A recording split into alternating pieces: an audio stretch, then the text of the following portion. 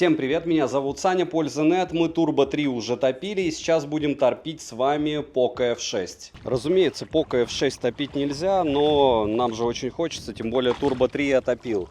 И если вы собираетесь приобретать данный смартфон, к слову, все тесты, все видеотесты, все игровые, прожарка на польза-стримы, где он очень плохо себя проявил, они были сделаны до утопления. Утопление я делаю, когда уже ролик весь готов, потому что смартфон может благополучным образом погибнуть. Надеюсь, он не погибнет, но рассказ не про это, рассказ про то, что если вы собираетесь приобретать это устройство, я стреляю себе в ногу, но советую вам не смотреть мой обзор, а смотреть обзоры каких-нибудь других более лояльных блогеров, потому что я покупал Turbo 3 и я вообще не понял Poco, учитывая, что они скопировали Redmi, но сделали это как-то нехорошо. Смотрим. Всем привет, вы на канале Польза.нет, меня зовут Саня, и здесь только подробные обзоры с целью сэкономить вам средства. И сегодня я расскажу вам о смартфоне, который пиарят из любого утюга, из всех утюгов. Почему? Потому что это Poco F6. Что здесь интересного? Это прямые грани,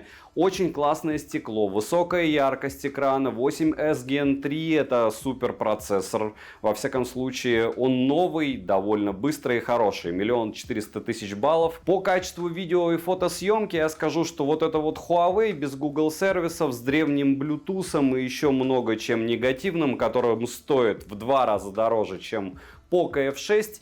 И по мне у них паритет. Во всяком случае, у меня целая баталия в телеге личная по поводу этих двух смартфонов. Когда я скинул исходники, большинство, даже фотографы, согласны, что плюс-минус одинаково. Но мы сейчас рассуждаем не про Huawei, а про Poco. Что здесь еще интересного? Разумеется, в Genshin есть 60 FPS, он его какое-то время держит. Но об этом подробнее в конце и в теле ролика. Разумеется, здесь есть у нас быстрый Type-C-шник, который по идее должен заряжать за 30 минут. В Turbo 3, который я тестировал, Redmi Turbo 3, был точно не виртуальный датчик приближения, а физический, потому что он у меня отрабатывал.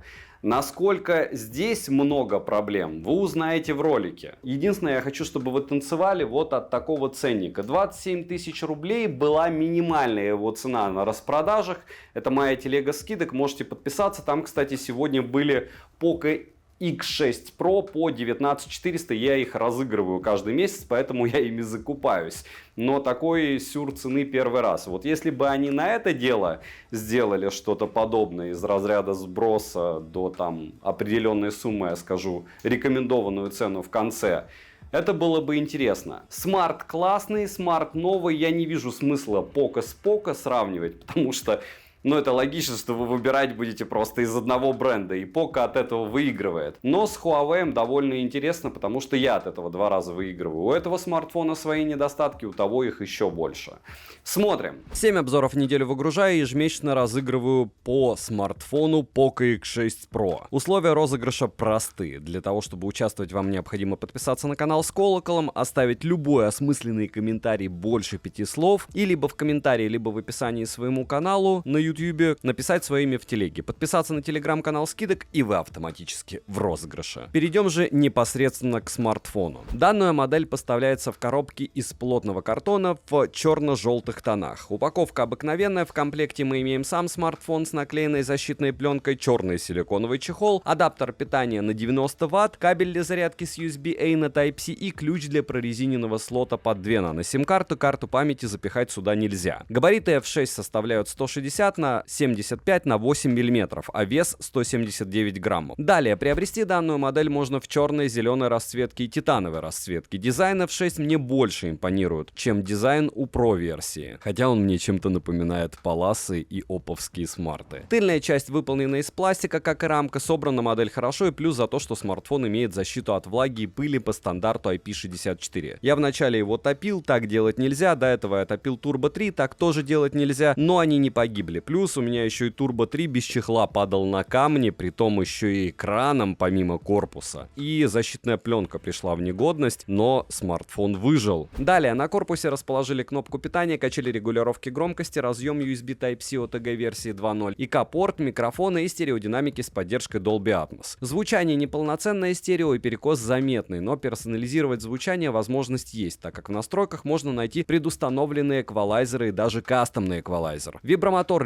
линейный по оси X, он тактильно приятный и настраиваемый. Мини-джек на 3,5 мм отсутствует, в отличие от прошлой версии, как мы помним. Но сразу отмечаю, что вибромотор намного лучше в каком-нибудь Palace Nord 3 за 27 тысяч на Али. По звуку есть, несмотря на то, что вам измеряют децибелы, наверху, внизу динамики, перекос. Ну а насчет мини-джека, может быть, оно и хорошо, что его нет. Многих он раздражает, хотя для меня это минус. Летим дальше. Смартфон оснащен Crystal RS Flow AMOLED 1,5K DOT дисплеем с диагональю 6,67 дюйма с разрешением 2712 на 1220 пикселей и плотностью пикселей в 446 ppi. Экран защищен стеклом Corning Gorilla Glass Victus, матрица экрана абсолютно плоская, рамки симметричные, подбородок есть, но он небольшой, практически незаметный. Коэффициент контрастности 5 миллионов к 1, цветовой охват 100% DCI-P3, имеется поддержка 68 миллиардов цветов, поддержка технологии HDR10+, режима чтения и технологии Dolby Vision. Заявленная яркость 500 нит и пиковая яркость в режиме HDR 1200 нит. По моим тестам экран выдает 800 люксов на 100% яркости с функцией Sunlight, ну а все остальное вы видите на экране. По большому счету не особо важно, сколько он показывает, потому что через 20 минут игры в Genshin Impact он показывает 350 люксов, а как только ты заходишь в PUBG New State, он сразу показывает 500. Ну а вообще свои 780, 790, 800 люксов он показывает, и этой яркости более чем достаточно в обычном сценарии использования. Частота обновления экрана максимум 120 Гц, притом в системе он ее показывает, но, разумеется, LTPO никакого нет. Результаты теста на частоту дискретизации касания вы видите на экране, результат средненький, мультитач на борту, экран спокойно откликается на 10 касаний одновременно, частота регулировки шима 1920 Гц, показатели шима иногда поднимаются выше 30%, если измерять прибором Radex, то выше 20% не поднимаются, но если измеряем ТКА, шим поднимается и до 40.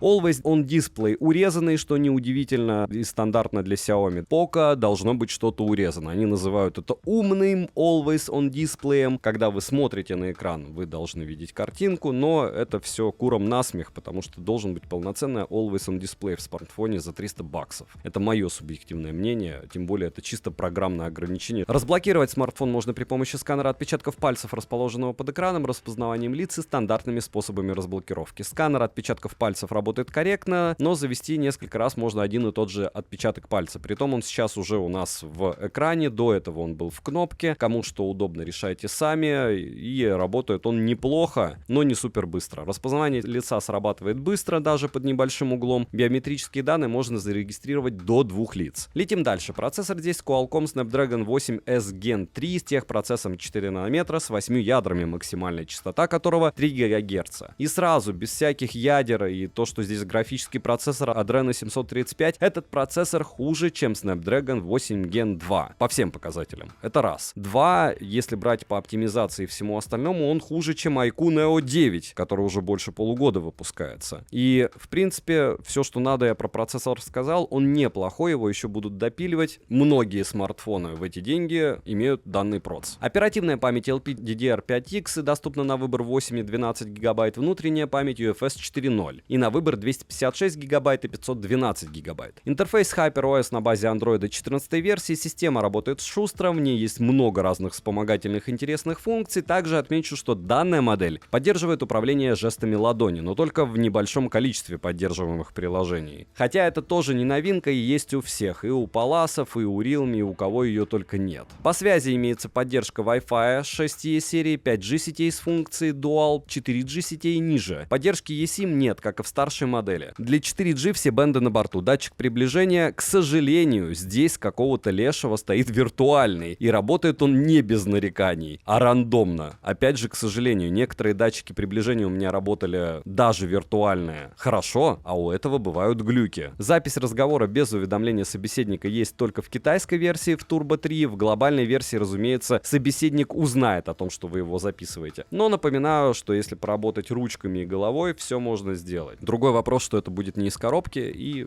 придется помучиться. Bluetooth чип версии 5.4, список аудиокодеков неплохой, все стандартные кодеки на борту. Когда мы говорим Bluetooth версии 5.4, где-то вся линейка Huawei плачет в сторонке, учитывая, какие у них версии Bluetooth, Wi-Fi и всего остального за их деньги. NFC поддерживается и MirPay встает без проблем, по навигации используется GPS L1, GLONASS G1, Beidou B1, Galileo E1 и QZSS L1. GPS-тест показывает точность до 3 метров, но GPS ловит долго, что странно. Далее, емкость аккумулятора 5000 мАч. В PC-марке смартфон выбил довольно неплохие 9 часов 27 минут, но на максимальной яркости, максимальной герцовке, по моим ощущениям, яркость он сбрасывал в процессе теста. Work Performance он выбил 14977 баллов, он поддерживает быструю зарядку до 90 Вт, беспроводной зарядки здесь нет. Заряжается от родового адаптера питания с включенной функцией быстрой зарядки от 0 до сотки у меня за 44 минуты. За 42 минуты заряжался Turbo 3. У кого-то он заряжается за 30 с лишним. Я не знаю, что они там делают, потому что я активирую быструю зарядку, подключаю его родную зарядку. В общем, пока у меня не получилось быстрее 40 минут никак. При просмотре видео на YouTube в среднем уходит 4% в час, в играх за час уходит в среднем 25-30%. Но магия игр в другом. Посмотрите, пожалуйста, прожарку на стриме. Возможно, я еще раз его буду жарить, я об этом скажу и в начале, и в конце. Потому что мало того, что он в Геншине через 20 минут сбросил у нас яркость до 3500 люксов, так еще когда я после этого тестировал в PUBG New State, показал сразу после захода в игру, буквально через минуту, 500 люксов. С другой стороны, 20 минут он 60 FPS в Геншине держал, и через 25 минут он только начал сбрасывать FPS ниже 40, притом это была высокая настройка графики, но вот эти вот крылатые фразы, полчаса легко на максимальных настройках, нелегко, не на максимальных, даже на высоких он сбрасывает яркость до 3500 люксов, все начинает фризить, и даже те фризы, которые я фиксирую, когда я начал играть, они почему-то были не видны на графике, но видны очень хорошо в записи на стриме. Еще раз, кому нужны игры, посмотрите. Перейдем к тестам. Сколько он выбивает в тротлинг тесте, вы видите, сколько выбивает в Geekbench, вы видите, и по большому счету ничего не меняется в зависимости от того же Turbo 3. В Antutu он спокойно выбивает плюс-минус 1 400 000 баллов. У него неплохая стабильность в 3D-марке, я бы даже сказал, очень хорошая, потому что в Solar Bay стресс-тесте он выдает 94%, в Steel Normal Light стресс-тесте устойчивость 93%, цифры просто космос, и Wildlife стресс-тест выдает устойчивость 80%, это прям очень хорошо. Storage тест показывает просто шикарнейшие, нереально шикарные 171 тысячу. Переходим к камерам. Poco F6 оснащен основным сенсором Sony IMX882, тот же LEED 600 на 50 мегапикселей с оптостабом, апертура 1.59 и максимальным разрешением 4К 60 FPS. Если вам мало будет примеров, можете еще в Turbo 3 посмотреть обзор мой, то же самое. Сверхширокоугольный сенсор IMX355 на 8 мегапикселей, плюс есть кольцевая LED-вспышка, фронтальный сенсор здесь OV20B на 20 мегапикселей, находится по центру верхней части экрана в небольшом вырезе, максимальное разрешение у него для съемки 1080p 60 FPS. Я сравнивал данную модель со смартфоном от Huawei. Вкратце, если говорить о фронталках, Huawei может снимать 4К 60 FPS, при этом Poco не особо сильно и проигрывает со своими 1080p 60 FPS. Местами он даже лучше выдает картинку, плюс цветами больше угадывает. Если говорить о основных сенсорах, то у Huawei лучше передается глубина, но при этом часто встречается эффект тумана. Poco же имеет более контрастную картинку. В любом случае, короткие примеры и сравнения вы сейчас увидите, но помните в своей голове, что Huawei продается в 2 раза дороже с лишним,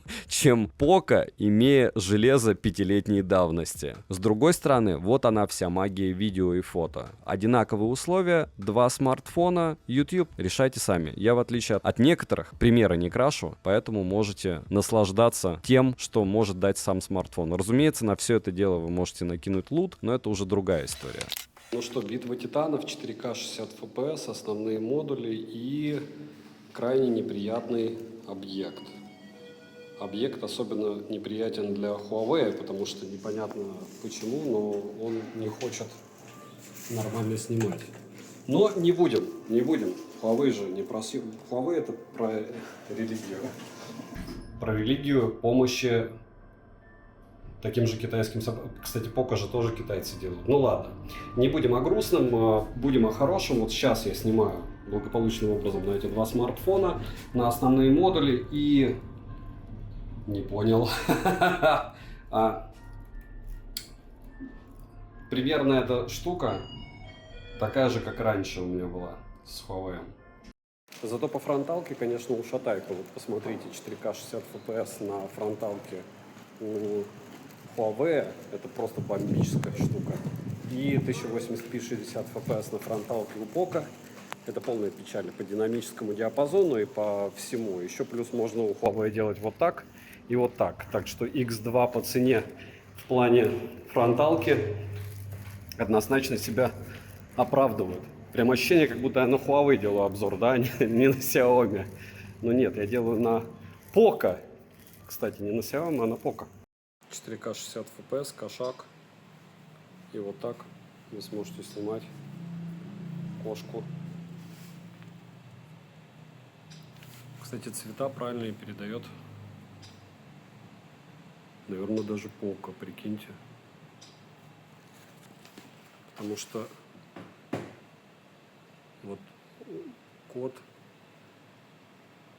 на Huawei как-то чище, чем на самом деле. Ну-ка, X2. О, лайк ставим за кота. Скажите, неужели большая разница в съемке? Мне кажется, нет. Хотя вот сейчас я, допустим, вижу у Poco фриза легкие фризы, но не сильные.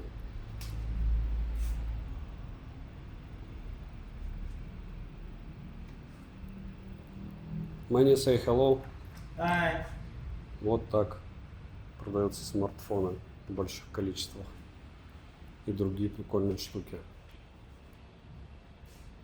Фронталка, еще раз 4К. Вот, кстати, по цветам фронталка ни одна не угадывает, но Huawei перекручивает. Рубашка не такая голубая, а Xiaomi выбеляет чуть-чуть. Но Xiaomi меньше выбеляет, чем Huawei перекручивает, кстати. То чувство, когда ты сравниваешь несравнимое, да? Ну и ладно. Кстати, Huawei не может переключать с фронталки в 4К 60 FPS на основной модуль. Так же, как мог Vivo X100 Ultra. Может быть, правда, получается, в Pure Ultra есть такая штука. Ну, странно. А 35-55 вроде могли. Ну что же, 4К 60 FPS, съемка с двух рук. Ну вот посмотрите, как Huawei справляется со светом. И Xiaomi. И по мне, я бы не сказал, что здесь Huawei однозначный лидер. У него засвет намного больше. Хотя, опять же, да, если вы видите то же самое, что и я, может быть, как-то компьютер потом после обработки. Ну вот, посмотрите, Huawei и Xiaomi. Так, ну ультраширик у Xiaomi нулевой просто. У Huawei тоже не образец для подорожания в 4К 30 FPS. Но он хоть что-то пытается. По фронталке 1080p 60 FPS против 4К 30 FPS у Huawei. Ну да. Poco делает футболку белой, хотя она голубая. Круто. Но что есть. Вот такая вот фронталка. 4К 60 FPS, уже второй раз свет встречаю. О, вы видели, что с фокусом было у Huawei? Хотя у Xiaomi, точнее у Poco тоже не все волшебно. Шумы такие, что просто очуметь. Вот так сможете снимать с двух рук ночью на рассвете в 5:30. Давайте-ка X2, максимум X10. О, как интересно, X6 давайте-ка, чтобы X10 не было. Кружочек прикольный достаточно на Huawei. Ну, полная размотайка. Яблоко. Вообще Huawei выигрывает. Однозначно. 4К 60 FPS, съемка с двух рук. И вот так вы сможете снимать на эти два смартфона на основные модули. Вот вы первые 10 секунд не видели, кто есть кто. Вот сейчас напишите. Вы видели? Надеюсь, если Игорь сделает. Реально видите разницу? если без зума. И что бы вы выбрали? Сейчас против солнца. Где оно? Вот оно. Но здесь понятно, кто есть кто. Я сначала не хотел снимать сравнение вот в такой неприятной обстановке, когда солнце позади, но решил, что а почему нет? И вот так Pura 70 или F6 Pro смогут снимать вас на фронталку, если солнце бьет в линзу, даже через голову. А вот так смогут снимать вас в теньке. Разумеется, Huawei лучше, но настолько ли вам это надо, это решать, разумеется, вам. Вот если смотреть, очень даже неплохо и у того, и у другого, правильно? Ну что, начинаем максимально эпичное сравнение камерафона, который стоит $700 в рознице и который скидывают уже по 500 на Авито с старым процессором, с смартфоном средней ценовой категории Poco F6. Ну вот сейчас вы смотрите на фотографии. Давайте я, допустим, буду увеличивать. Вот конь. Вот конь. Что мы видим? Вот здесь поплыла картинка, правильно? Это что у нас? Это Xiaomi. То есть Poco в прошлый раз, по-моему, примерно такую же историю устроил нам вот с этой частью коня. Можно сказать, он заблерил то, что не надо видеть. И если смотреть вот так, то и по деталям, и по всему остальному, по основному модулю Huawei конкретно ушатывает. Как делают продавцы? Они говорят, кроп не делаем, когда надо продавать, когда не надо продавать. Они говорят, точнее, когда надо продать Huawei, они говорят, кроп делаем.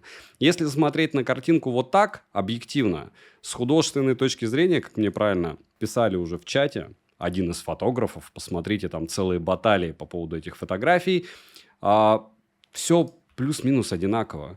То есть, если говорить про совсем картинки, вот они одинаковые, но мы начинаем копать, и вот этот вот кусок, прям какое-то мракобесие, допустим, значок No Entry, у кого лучше получился? Ну, у Huawei.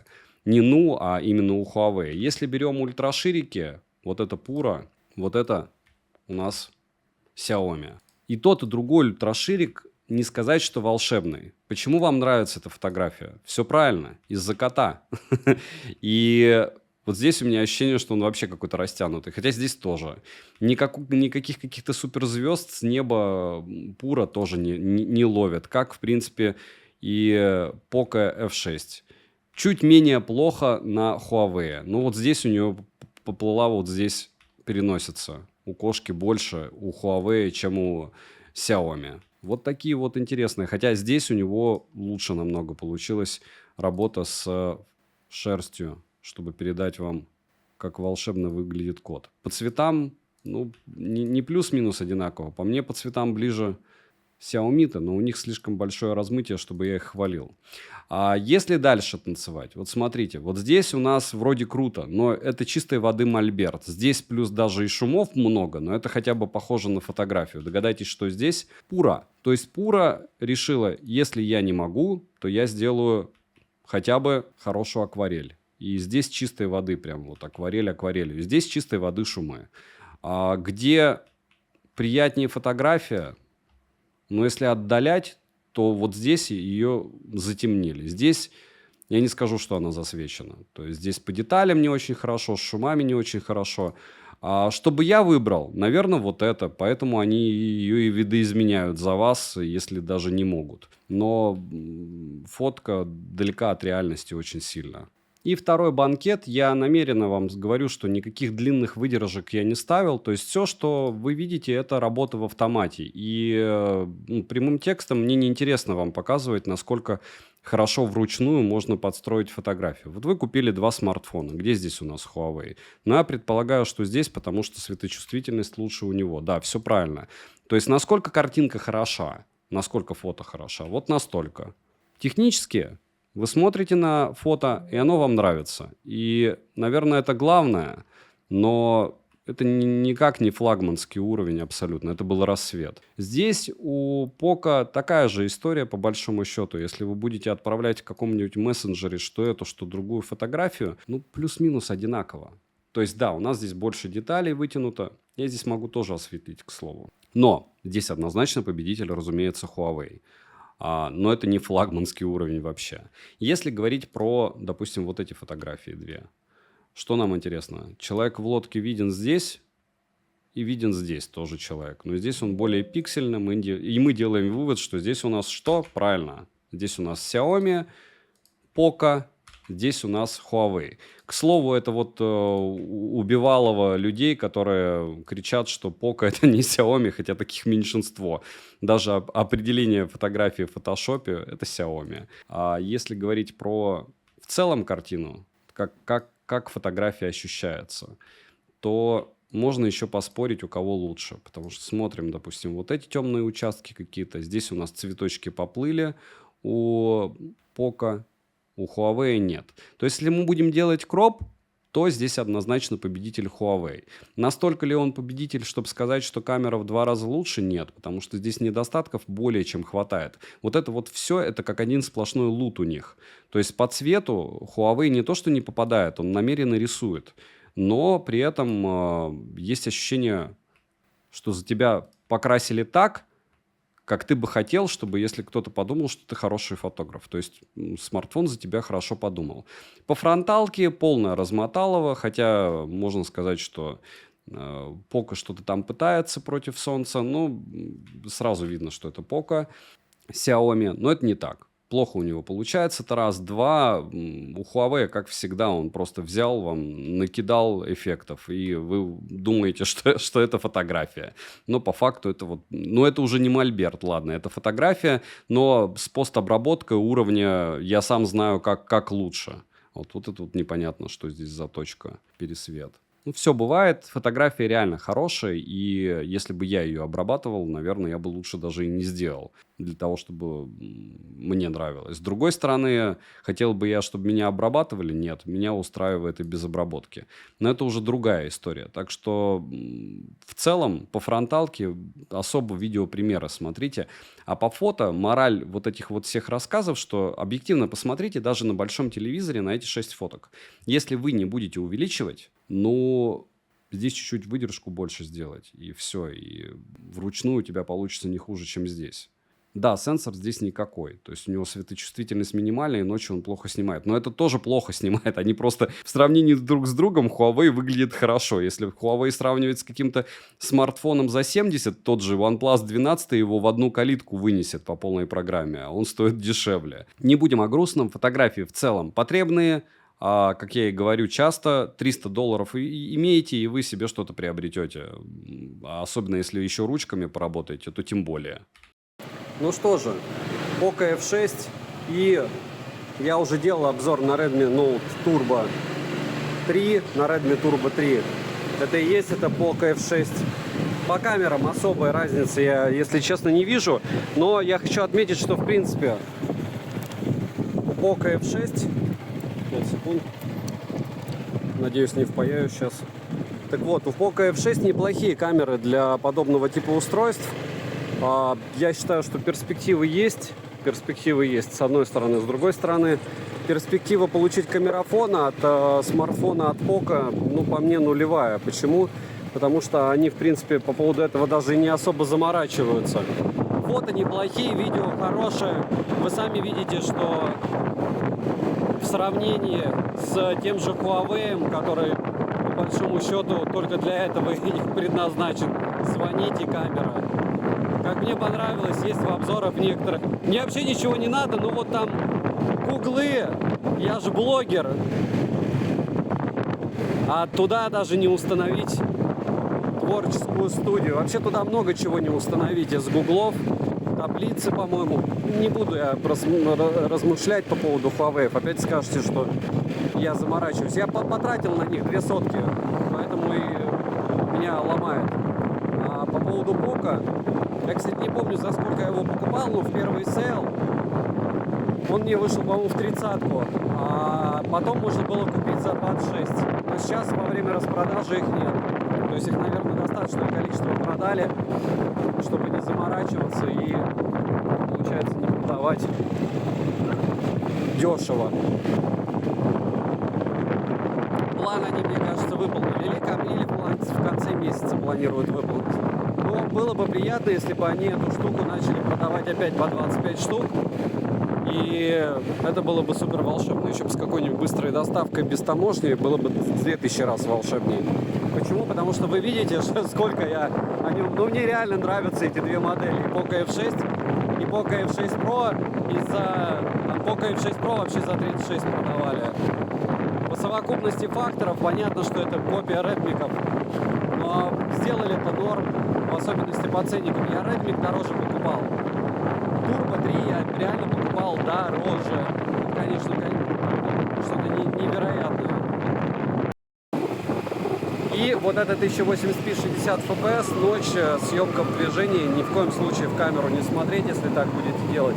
Ну, в первую очередь так не делать, а во вторую, если, там, не знаю, пассажиры, и вам не жалко своих рук, вы не боитесь, что мимо проезжающая машина сломает вам кисть, или вы кому-то пробьете голову, а потом человеку искалечите жизнь, себе еще что-нибудь искалечите, то вот такая картинка у вас будет. И ночью абсолютно она бессмысленна. Мы сейчас посмотрим, что он в 430 FPS показывает. Хотя плавности будет норм. Вот это 1080p 30 FPS. Кстати, в прошлый раз я доснимался, что у меня оторвался номер сзади. В общем, плохая идея катать и чего-то рассказывать. Разговаривать нельзя, снимать нельзя. Внимание на дорогу. Обязательно. Вот. Сейчас просто нет нигде никого. Всем добра, ставьте лайки. Если вы смотрите эти, вообще понимаете, примеры, значит, они вам нужны и важны. Возможно, для принятия решения по покупке, а возможно, просто дешевый допаминчик. Чувак разобьется или нет? Надеюсь, нет. 4К 60 FPS, искусственное освещение, ночь, овощи, фрукты. Очень даже ничего снимают. Перчик.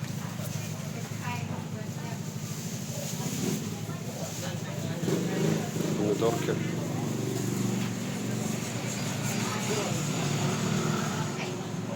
Бутылки, зелень. Груши.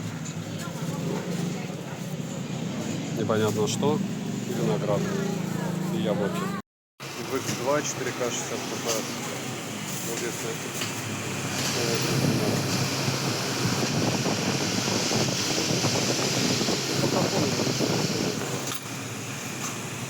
научились. Даже видите, отлично. Даже цвета соответствуют. Чуть-чуть, наверное, контраст. Выкручен, выключен. Это побледнее мясо. И ночная фронталка, если что, это было все соевое мясо. К вопросу вегетарианцев. Ну что же, как всегда, классически снимаем. Были фризы, сейчас фризов меньше, но все равно почему-то они есть, только телефон запустился.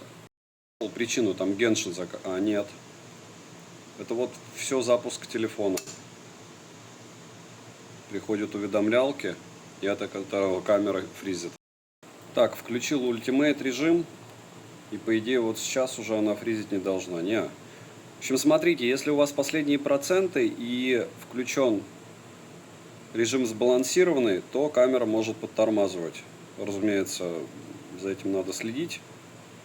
Потому что, говорю, снимает телефон кайфово за эти деньги. Вот хоть убейте меня. Видео абсолютно адекватное. Может быть, на супер больших экранах оно и не очень. Напишите, кто смотрит. Но это прям уже близко. Близко к тому, что хотелось бы видеть, если ты что-то снимаешь. То есть сказать, что я вижу какую-то картинку, которая сильно отличается от того же Vivo X100 Ultra, который я недавно тестил. Да нет. То есть и тот, и другой очень даже неплохие. Так, все, понеслась. Вот так выглядит еда на основной модуль в 4К 60 FPS под вот такими противными освещениями. Под таким противным светом. Ничего так. Вот так вот 1080p 60 FPS сможете себя снимать. при съемке на фронталку, если будете бегать на чем-то. А вот так съемка на основном доке. Ну вот за одним кадром еще будет. Себя, кстати, я вижу в отражении в зеркале, поэтому довольно удобно. И так, разумеется, вы видеть себя не видите. Так, ну 4К 60 FPS. После пробежки надо еще раз пробежаться. И заодно увидите, как это дело может вас снимать, если вы решите записывать какой-нибудь влог. Я говорю, мне кажется, Poco F6 уже довольно неплохой смартфон. Понятно, что это не образец камеры. То есть, допустим, если у Xiaomi брать, понятно, чуть-чуть не в том ценовом сегменте, точнее, совсем не в том, но мне кажется, что он будет скоро примерно так же, Civi 4 Pro. Но это китайский девайс, и там чуть-чуть другие способности по съемке. Здесь это все-таки не старые покафоны, все снимает довольно адекватно. Что-то там пробежало. Надеюсь, не... Я здесь змеи еще не видел, надеюсь, не змея. Будет очень обидно быть укушенным живностью. Так, и вот так, если прям пробежка, сушатся ноги после бега. И обратный ход, то есть что мы тут минуту 20 отработали. Обратный ход медленно на каждую ступеньку. Увидите вибрации. Но зато четко поймете. Кстати, есть еще режим суперстабилизации для 1080p. Но она прям по мне печально по качеству. Тем более мы хотим его погонять, этот смарт, а не дать ему отдохнуть, правильно? Вот оно, доп. Освещение. И скажите мне, что Poco плохо снимает. Ведь просто все зависит от того, что вы снимаете и с каким освещением. Здесь чуть-чуть есть свет, довольно неплохой. Вот предмет. Ну, классно. Я говорю, просто вопрос в том, что вас убеждают, что вам надо. Потому что вы не забывайте, что, допустим, вот это даже качество обрежет YouTube. Он обрежет, да, где-то будет лучше в каких-то моментах, где-то хуже. Но вот этот исходник, да, окей, сейчас он такой. Но у того же Huawei, который местами получше снимает, опять же местами, также обрежется качество. К минусам я могу отнести просто огромную проблему с датчиком приближения. Мне кажется, за $300 это продавать, если честно, издевательство. Следующий момент. Ценовая категория. Я уже вам показывал. 27 900 он продается. Примерно 1000 мы накидываем. Налог, таможню 1500. И в итоге получается 29 с копейками. И в эти деньги продается просто бешеное количество устройств. Об этом я тоже в конце скажу. Процессор тротлит. Яркость он в играх сбрасывает. Always on Display неполноценный. Защита от влаги не космос. Мини-джека нет. Разумеется, карты памяти нет. eSIM тоже нет. И возникает вопрос, учитывая, что есть еще и eSIM небольшой. Где он топ за свои деньги? Срезайте еще 15%. Цену можете посмотреть по ссылке в описании к видео. Напоминаю, что на Али чаще всего вообще по 2 раза в месяц распродажи. Хотя очень часто у Poco идет отдельный сейл, и во время распродаж они редко присутствуют. Хотя вот в этот сейл, в последние часы распродажи, как я и говорил, очень часто многие скидывают ценники. Poco X6 Pro стоил 19 400 рублей. Я купил, кстати, еще 2. И кто понимает, тот, я думаю, надеется, как и я, что Poco F6 будет тоже супер выгодный. Ну и как всегда, резюмировать мне бы хотелось довольно долго, мучительно и неприятно. Xiaomi 13T великолепный смартфон. Стоп. OnePlus Nord 3 просто суперский смарт за эти деньги. Подождите. Poco F6 был бы великолепным смартфоном, если бы не датчик приближения. Если бы он не сбрасывал яркость, как будто, я не знаю, что это, но это не Poco, потому что 350 люксов это реально мало в Геншине. Я не знаю, кто как тестировал, у всех свои методики. Я даже не максимальные настройки графики ставил в Геншине, там уже были проседания с самого начала. И у кого он там 30 минут без сброса яркости и FPS работал, ну, это на их совести, сформулирую так. Я это дело максимально могу советовать, но учитывая, что у него датчик приближения не физический, и он уже у меня глючит. У вас может быть как-то по-другому. У меня, кстати, Poco X6, допустим, датчик приближения не глючил. Хотя он там тоже был виртуальный. Это все очень сильно зависит еще и от прошивки. Следующий момент. Какие здесь еще минусы? Разумеется, здесь нет какой-то внятной защиты от влаги. Это из разряда «а где она есть?». А металлическая рамка и защита от влаги Samsung A55. Хотите? По поводу игровых возможностей, ну окей, это тоже сбрасывает яркость и... он благополучным образом еще и сбрасывает FPS.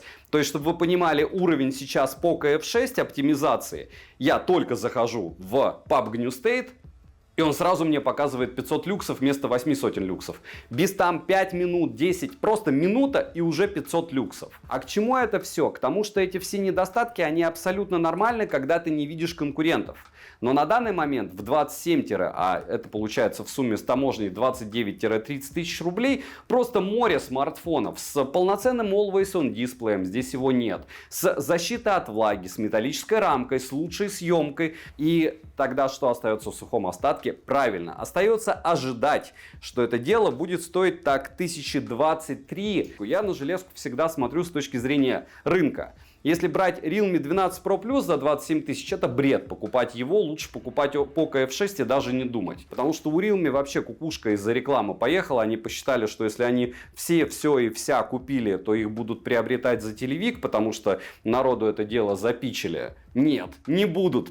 Realme, сравните продажи Poco X6 Pro и свои с этими 12 Pro. Людям чушь не продашь, даже когда им втирают. Вот то же самое с Poco F6. Супер, отлично, молодцы, 23 тысячи. Вот 23 тысячи, и мы с вами будем разговаривать. Опять же, я уверен, что что-то они допилят. Если вам будет интересно, чтобы я капитально погонял его в играх, напишите. Я с удовольствием его погоняю. Из плюсов он легко может 2 часа 36 минут, и это просто он в нуле разрядился, не со 100%, снимать в 4К 60 FPS. У него стала довольно приличная съемка, мне нравится его прошивка, у него все бенды, все Google сервисы, море просто Bluetooth кодеков, классный экран, защищенный достаточно неплохо, неплохая фронталка, наконец-то 60 FPS, но, просто море конкурентов, и каждый в чем-то лучше. Poco должен быть лучше в чем? В цене. Я думаю, мы с вами мыслим в каком-то смысле одинаково. Если вы досмотрели обзор до конца, напишите, согласны ли вы с моими выводами. А может быть, вы напишите, что я заелся и существует только один бренд, который просто копирует бренд Redmi китайский через полгода, когда они вот не допродали миллион экземпляров смартфонов, они пишут вместо Redmi Poco и продают его на глобальный рынок. Магия? Не думаю. Так к чему это все? К тому, что пишите, интересна ли прожарка. У меня уже была прожарка на него, разумеется, на пользу стрима, но прожарка именно в играх. В Гену мы поиграли, можно поиграть еще в 4-5 игр по полчаса, и вы увидите, как он себя там ведет. Добра и удачи вам, дорогие друзья. Девайсу, разумеется, да. И подписывайтесь на телегу скидок взаимопомощи и мой личный телеграм-канал. В личном телеграм-канале, разумеется, исходники.